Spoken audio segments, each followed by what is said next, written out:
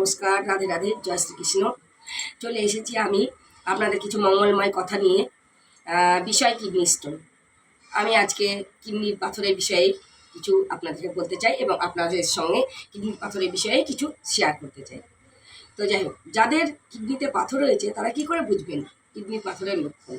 ঘন ঘন পেচ্ছাব হবে, তলপেটে ব্যথা করবে এবং মাজায় ব্যথা করবে, প্রচণ্ড ব্যথা, এত ব্যথা আপনার 5 মিনিট পর পর বাথরুম যেতে হবে।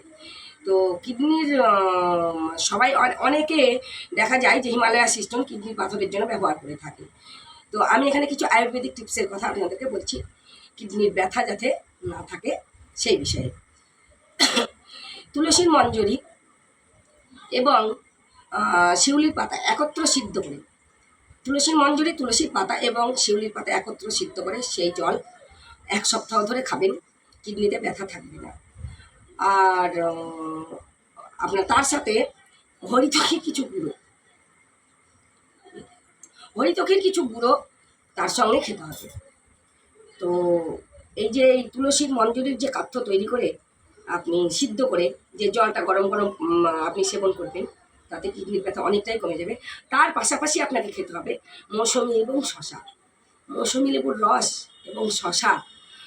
প্রায় 3 মাস আপনি যদি একভাবে খেতে পারেন, প্রতিদিন মৌসুমি লেবু এবং 1 কিলো করে শশা তার সঙ্গে খেতে হবে।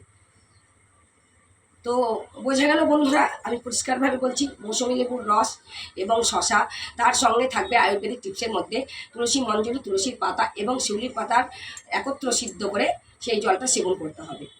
আর তার সাথে থাকবে কিছু হরিতকি গুঁড়ো। এই 3টে জিনিস আপনাদেরকে সেবা করতে হবে।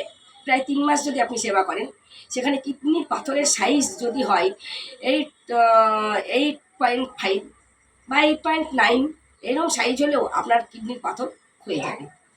নমস্কার, রাধে রাধে বন্ধুরা, সুস্থ থাকুন, ভালো থাকুন।